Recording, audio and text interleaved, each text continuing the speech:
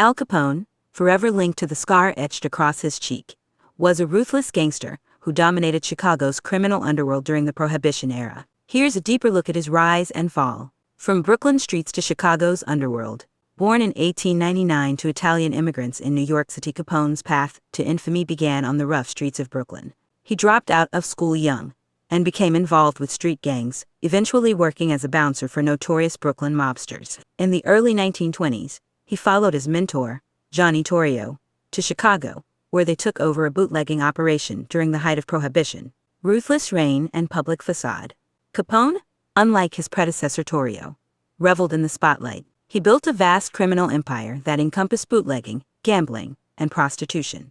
Violence became his business strategy, with rivals eliminated through brutal gang wars, including the infamous St. Valentine's Day Massacre of 1929.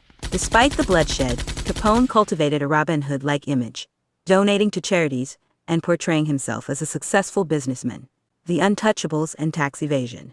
While Capone seemed untouchable, a special law enforcement unit, the Untouchables, led by Eliot Ness, was formed specifically to bring him down. Finding it difficult to convict Capone on violent crimes due to intimidation and witness manipulation, the Untouchables pursued a different tactic. They meticulously investigated Capone's finances, eventually exposing a web of tax evasion.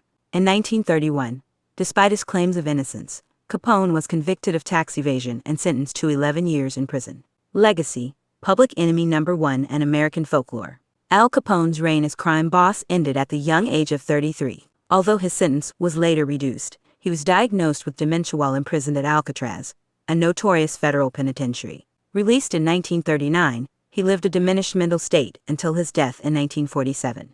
Capone's story continues to fascinate us. He represents the dark side of the American dream, a ruthless ambition fueled by Prohibition. While often portrayed in popular culture as a flamboyant gangster, it's important to remember the violence and corruption he embodied. His legacy serves as a reminder of the devastating consequences of organized crime.